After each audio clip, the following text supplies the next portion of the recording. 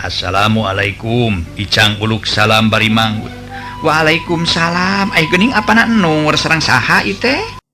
Assalamualaikum warahmatullahi wabarakatuh. Sampurasun. Tepang deui sareng simkuring sapertos biasa dina materi pangajaran bahasa Sunda. Dina danget ieu simkuring bakal medar ngeunaan dongeng.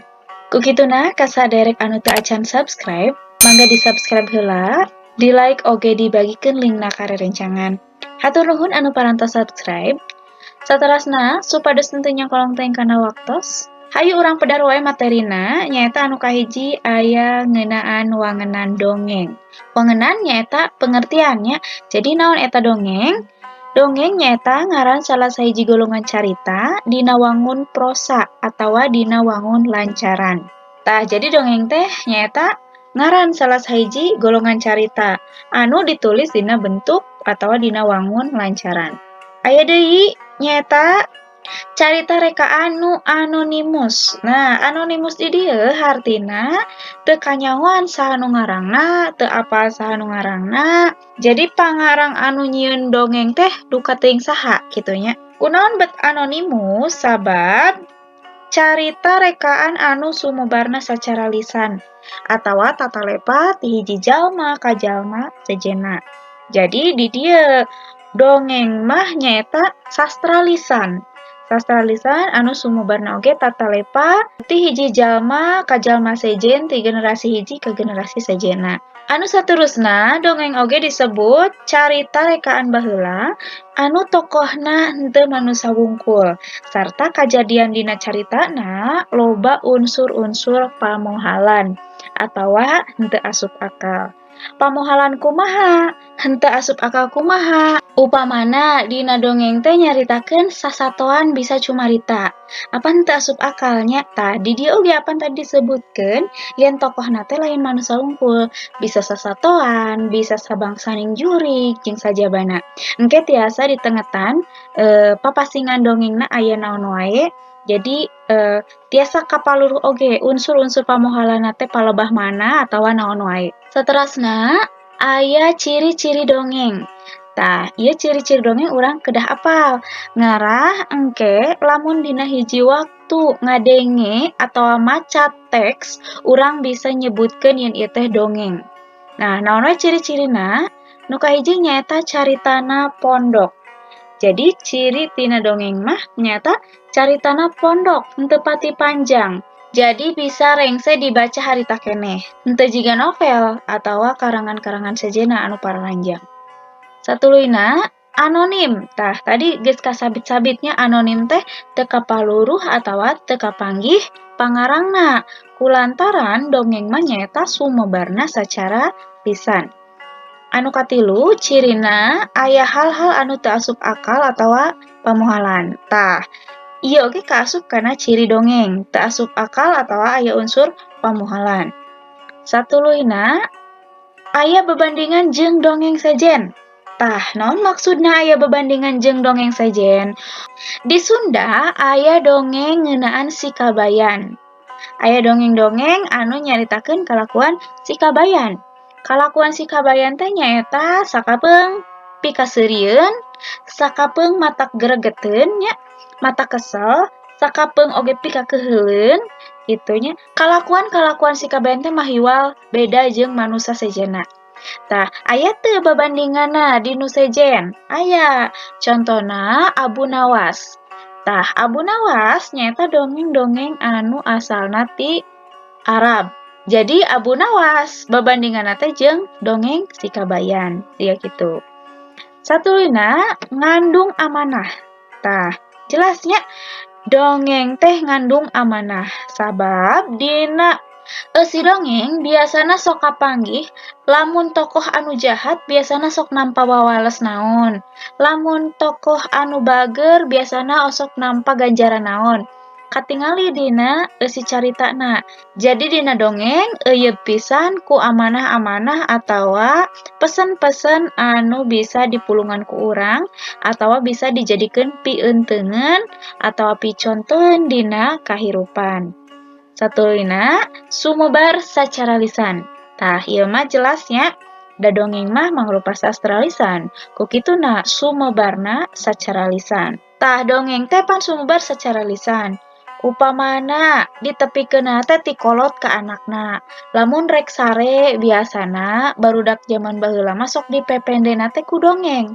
Itunya carita anu sakirana budak teh kamotivasi pikeun ngalakukeun kahadean-kahadean sarta gancang tunduhna. Jadi dipangdongengkeun ku kolotna. Boe eta ku indung bapana atau ku nini akina. Tah atau oge upamana aya budak nu bangor, ku kolotna teh biasana sok didongengan. Didongenganna kumaha? Nya sacara lisan. Didongengkeun carita anu luyu jeung kalakuan manehanana. Ngarah si budak eta teh henteu bangor deui lantaran apal. Lamun budak eta bangor siga kitu engke bakal aya wawalesna siga kieu. Apal ti mana? Tina dongeng. Sahenteuna budak boga rasa kasieun. Oh, sieun nampa wawales siga kieu lantaran dina dongeng oge kieu. Tah, jadi dongeng saeutik gedena mangaruhan karena sikap budak. Jadi budak bisa leuwih hade kalakuanna. Atawa oge didongengkeun ka budak anu ceurik. Nya, ka budak anu rungsing, biasana sok dibebenjokeun ku dongeng, dipangcaritakeun upamana dongeng sakadang kuya, dongeng sakadang monyet yang sajabana. Tah, budak anu cengeng eta teh biasana sok jadi anteng, jadi repeh sabada dipangdongengkeun. Kugituna aya weh kirata dikira-kira tapi nyata yen dongeng teh nyaeta ngabobodo budak cengeng. Tah, tidinya kaluar istilah dongeng nyaeta ngabobodo budak cengeng. Jadi lain carita anu sabenerna dongeng mah. Tapi carita-carita rekaan anu sifatna henteu asup akal. Tapi di jerona eueuh pisan atau loba pisan ngandung amanah. Siga kitu saderek urang teraskeun deui. Ieu langsung kana papasingan dongeng. Nah, papasingan dongeng teh nyaeta jenis-jenis dongeng. Aya sabaraha jenis dongeng? Urang tinggal anu kahiji nyaeta aya dongeng fabel. Naon ari dongeng fabel? Nyaeta dongeng ngeunaan sasatoan. Dongeng fabel teh di jerona nyaeta nyaritakeun sasatoan tapi paripola sasatoan eta teh mirupa jalma. Nah, jadi paripolana teh saperti manusia. Upamana bisa nyarita, bisa mikir, bisa ngalakukeun pagawean-pagawean anu biasa dilakukeun ku manusia jeung sajabana. Tah matak dongeng teh disebut carita anu loba ngandung unsur pamohalan lantaran pamohalan pisan sasatoan bisa ngomong, bisa ngalakukeun kagiatan-kagiatan saperti manusia. Tah contoh dongeng fabel upamana sakadang kuya melak cau. Sakadang kuya jeung sakadang monyet, sakadang maung balap lumpat jeung sajabana. Loba pisan judul-judul dongeng anu kagolong kana fabel. Satuluyna anu kadua nyaeta dongeng parabel. Naon ari dongeng parabel? Nyaeta dongeng anu nyaritakeun jalma biasa. Tapi jalmana teh di dieu nyaeta jalma anu mahiwal. Biasana jalma-jalma anu nyeleneh kalakuanana. Bisa anu pikaseurieun, bisa anu pikasebeleun, tapi kalakuan-kalakuanna teh loba pisan lenyepaneunana. Lenyepaneunana teh nyaeta loba pisan hal-hal nu bisa dijadikeun hikmah. Upamana tadi geus dibahas contohna si Kabayan nya. Tah, dina dongeng-dongeng si Kabayan loba pisan judulna. Si Kabayan ngalanangka, si Kabayan ngalatutut, si Kabayan kaberangan jeung sajabana. Apan kalakuan-kalakuan si Kabayan teh matak pikakeheuleuan, matak pikaseurieun oge, tapi loba pisan hikmahna di jerona kitu. Satuluyna anu katilu nyaeta aya dongeng legenda. Tah, dongeng legenda atawa sasakala teh nyaeta dongeng anu di jeronana teh nyaritakeun kajadian-kajadian di hiji tempat atawa ngeunaan asal muasal hiji tempat atawa asal muasal hiji hal gitu nya. Hiji hal di dieu teh bisa wae barang, asal usul sasatoan, asal usul tutuwuhan jeung sajabana. Tah, contoh dongeng legenda upamana sasakala uncal tandukan, sasakala gunung Tangkuban Parahu, sasakala ranca ekek, sasakala gagak hideung, sasakala talaga warna jeung sajabana. Seueur pisan dongeng anu kagolong kana legenda. Engke saderek tiasa milarian deui nya judul-judulna anu luyu jeung papasingan ieu dongeng. Satuluyna aya dongeng sage. Tah, dongeng sage nyaeta dongeng babad. Naon ari dongeng sage atau dongeng babad? Nyaeta dongeng anu eusina teh nyaritakeun kajadian-kajadian atawa hiji jalma anu aya patalina jeung sajarah. Jadi di jerona teh nyaritakeun kajadian atawa jalma-jalma anu aya hubunganna jeung sajarah. Teu nya. Contoh judul tina dongeng sage nyaeta upamana aya Sang Hyang Boros Ngora. Tah, Sang Hyang Boros Ngora apan tokoh anu dicaritakeun dina sajarah Panjalu. Nah, jadi kaasupna kana carita babad atawa sage.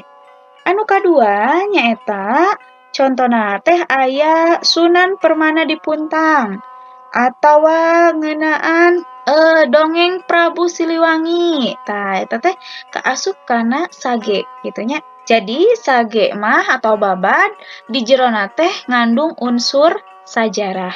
Satuluyna anu pamungkas nyata aya mite. Mite nyaeta dongeng anu aya patalina jeung kapercayaan masyarakat kana bangsa lelembut atawa kana perkara-perkara anu sifatna goib. Jadi dongeng mite nyaeta dongeng anu eusina teh di jerona teh aya unsur-unsur gaib, patali jeung unsur-unsur gaib. Contona nya aya Nyi Roro Kidul, aya siluman oray, upamana atawa jin ipri jeung sajabana.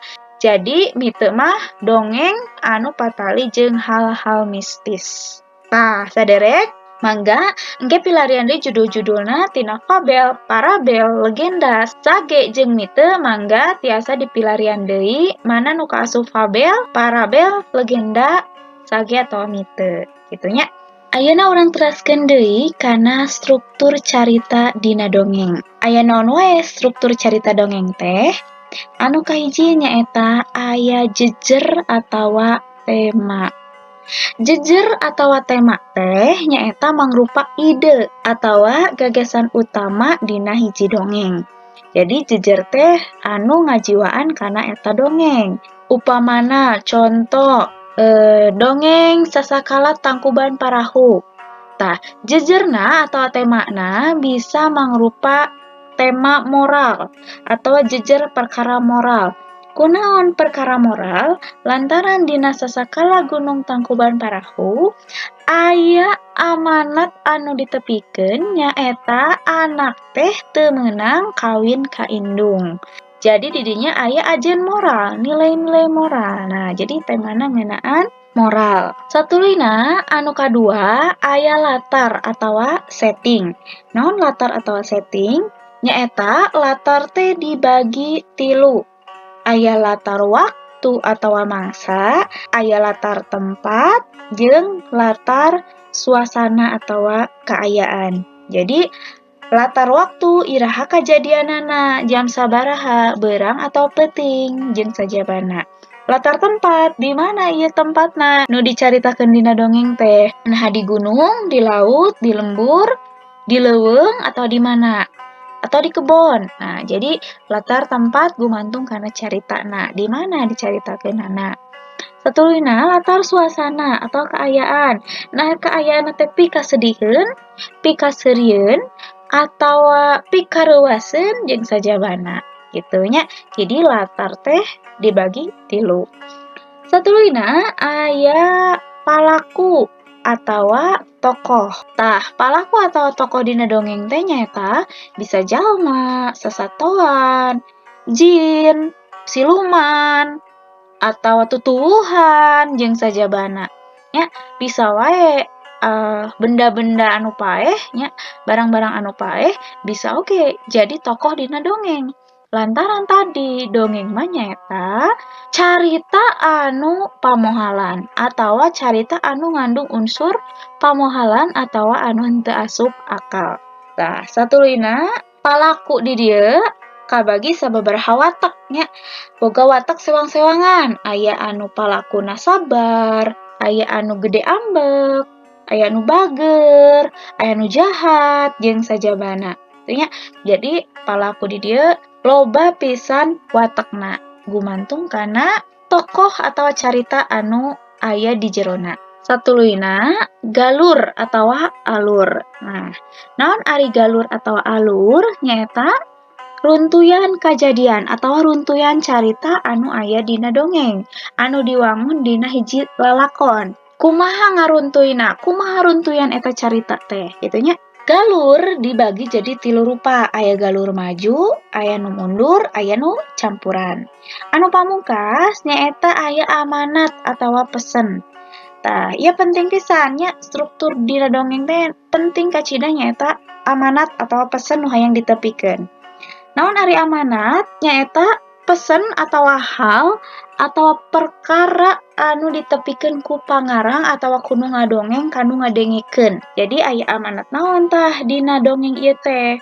Upamana dina dongeng Sakadang Kuya jeung Sakadang Monyet Melak Cau, urang dibere amanat, dibere pesen yen urang teh teu meunang licik gitu.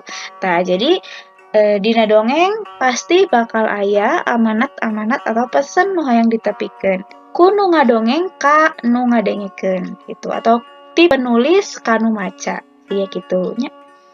Nah, satuluina ayeuna kana ngadongeng.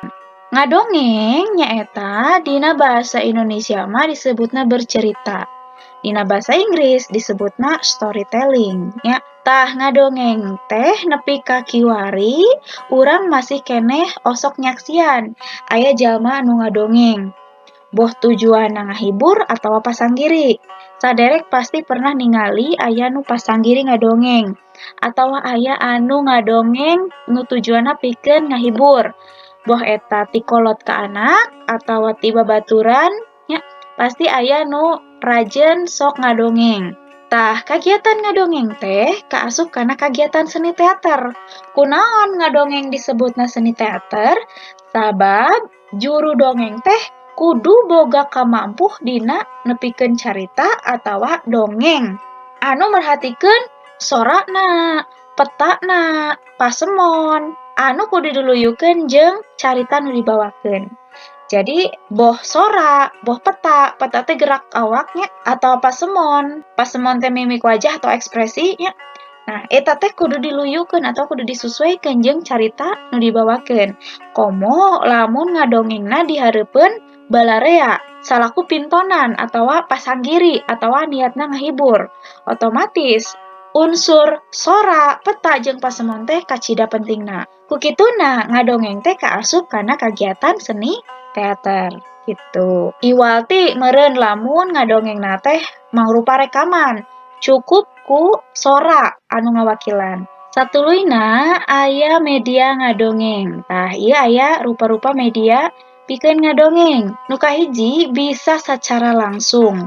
Tah, secara langsung di dieu mah upamana dina kegiatan pasanggiri, ninton langsung hareupeun balarea atawa upamana dina hiburan, ngadongeng secara hiburan langsung di panggung anu ditonton ku balarea secara langsung. Anu kadua bisa ngaliwatan radio. Anu katilu bisa ngaliwatan televisi. Nu kaopat direkam atau diupload di internet. Tah, ieu media-media anu bisa digunakeun pikeun nepikeun dongeng atawa pikeun ngadongeng. Ayeuna urang langsung kana dongeng dina radio. Tah, dina kahirupan urang Sunda, dongeng teh kungsi dipikawanoh minangka hiburan dina radio. Jadi urang Sunda baheula wanoh kana dongeng sajaba dicaritakeun ku kolot-kolotna nyaeta dongeng teh minangka hiburan di radio. Jadi dongeng loba didengekeun ngaliwatan radio. Jadi hiburan zaman baheula mah nyaeta dongeng di radio.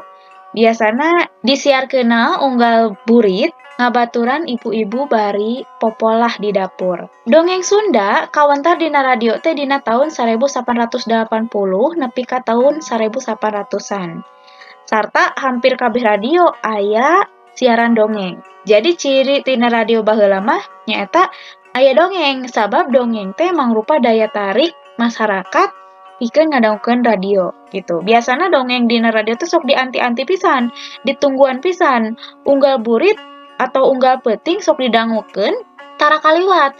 Lantaran lamun kaliwat ngarasa rugi gitunya caritana kapotong. Jadi dongeng dina radio teh kacida pisan ditunggu-tungguna. Ramena dongeng dina radio teh sok jadi bahan bahasan atau obrolan di masyarakat, utamana di pilemburan. Tah, sigana ieu teu beda jauh jeung Mang Sakiwari nyaeta nyaritakeun sinetron atau FTP gitunya. Nah, ari zaman baheula mah nu dicaritakeun teh dongeng, lain FTP, lain sinetron. Nah, jadi dongeng anu rame biasana sok jadi bahan obrolan dina riungan gitu nya. Jadi dicaritakeun deui terus sok milu gregeteun kana suasana caritana, kana kalakuan tokoh-tokohna. Nya kumaha we ayeuna gitu lamun nyaritakeun carita dina televisi. Ngan bedana ari baheula mah nyaritakeun carita dina radio nyata dongeng. Dongeng dina radio jadi hiburan masyarakat anu di jerona loba ngandung amanah. Tah, beda jeung sinetron ayeuna nya, sinetron ayeuna mah sakapeung eusinana teh sok loba nun teu berpaedah gitu nya. Beda jeung dongeng, ari dongeng mah loba pisan amanah-amanah anu bisa dimangpaatkeun dina kahirupan gitu. Satuluyna, ieu aya juru dongeng kasohor dina radio. Aya saha wae juru dongeng kasohor zaman baheula teh? Salah sahijina nyaeta Mang Jaya. Tah, Mang Jaya nyaeta salah sahiji juru dongeng anu kasohor. Sajabat ti parigel mawakeun carita, oge parigel dina kamampuh ngarobah-robah sorana kacida hadena pisan. Jadi Mang Jaya mah boga khas sora anu hade ngarobah-robah sora anu hade. Lamun tokohna awewe persis sora awewe. Lamun tokohna jahat bisa nyaluyukeun. Lamun tokohna lalaki kasep bisa nyaluyukeun.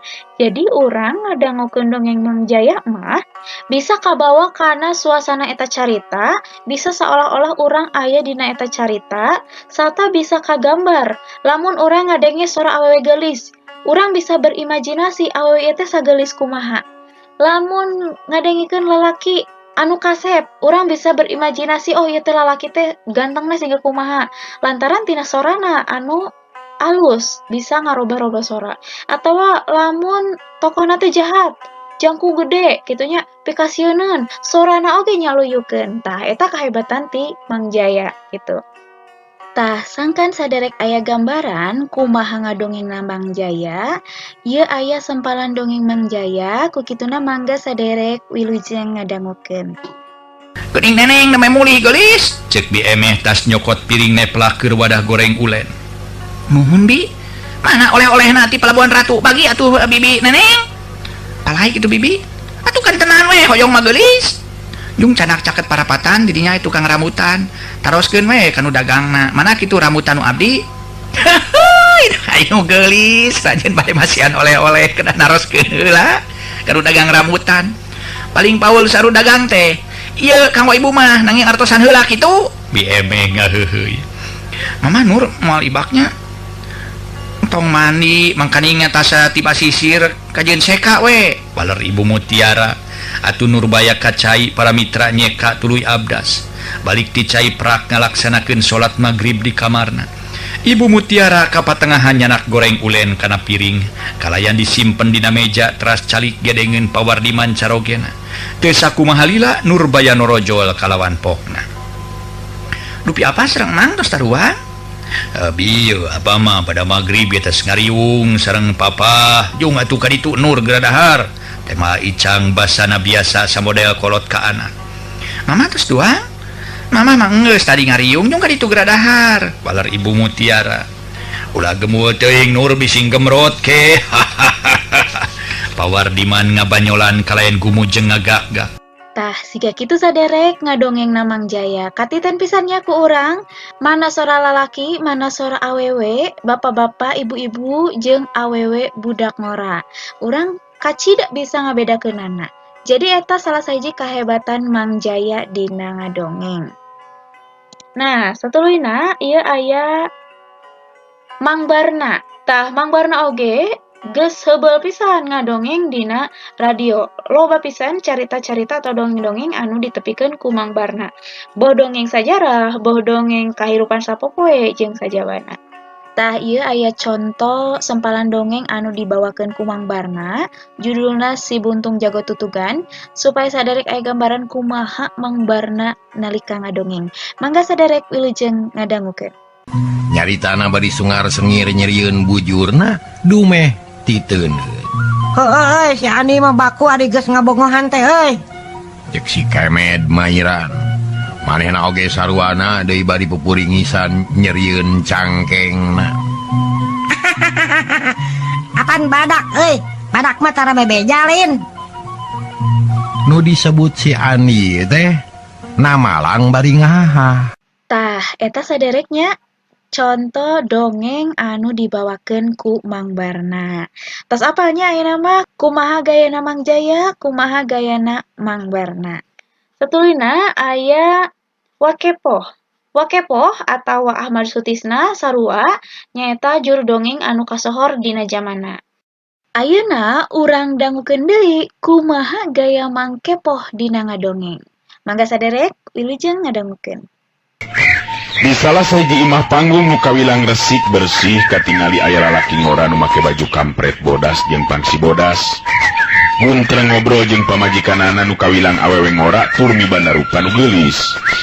Jadi Kang Wikarta teh rek ngiring ngaluhan pangangkir ti Arminta pupuh lembur teh Kang. Bener ning sih. Sabab ieu mangrupa kasempatan nu hade gesan sawala atawaran pagan ku ayana gangguan keamanan anu beuki dieu teh beuki harengheng karasana. Ningsih niteup antep ka Wikarta nu jadi salakina. Aya rasa salempang dina batina sabab nu rek disawalakeun di balai pasewakan teh ngeunaan runtuyan kajadian anu tumibak ka lembur-lembur anu paeunteng-eunteng jeung lembur Jatisari. Ari cek abi mah upami teh mah Ki Arminta nyuhunkeun tulung ka Kang Wikarta, omah ulah disanggupan Kang. Tah, etanya tadi saderek parantos ngadangukeun kumaha gaya Mang Jaya, kumaha gaya ngadongeng Mang Barna, kumaha gaya ngadongeng Wakepoh.